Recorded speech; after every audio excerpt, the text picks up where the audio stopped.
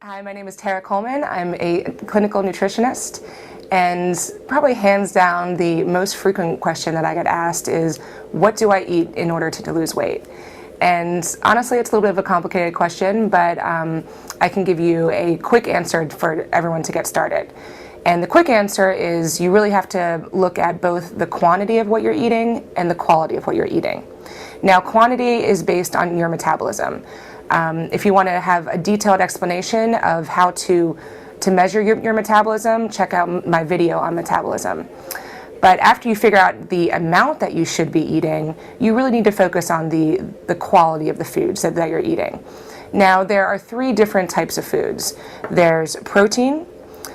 Protein is the building blocks for all of your lean muscle. There's carbohydrates. Carbohydrates is your source of energy. And then there's fat. Now, fat actually comprises every single cell in your body. So all of these macronutrients are extremely important, and it's important to get a balance of both. Now, fat and protein typically come together, so I'm going to kind of lump them as one.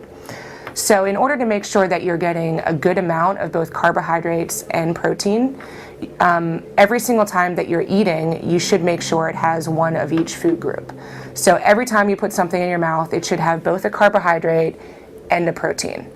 Now, the way that this is going to help you lose weight is protein tends to help you feel full longer. Even though it has a little bit more calories and it does have more fat, in the long run you're going to be eating less calories throughout the day. So, for example, instead of just having an apple is a great carbohydrate, combine it with some protein. Combine it with, a little bit of peanut butter or a little piece of string cheese. That's going to keep you feeling full much longer and ultimately get you to eat less calories throughout the day. Now, finally, the frequency of how often you're eating is very important. You really should be eating pretty much every 2 to 3 hours and never going more than 4 hours without eating. The reason for this is twofold. First, it keeps your metabolism going strong. When we go for a long time without eating, our body goes into kind of a starvation mode, and it causes you to hold on to everything that you're eating as fat. Now, that's the last thing that you want if your ultimate goal is trying to lose weight. The other thing that it does is it keeps you from overeating in the long run. A very common mistake is people won't eat until the afternoon, or sometimes will just get so busy at work and not eat all day.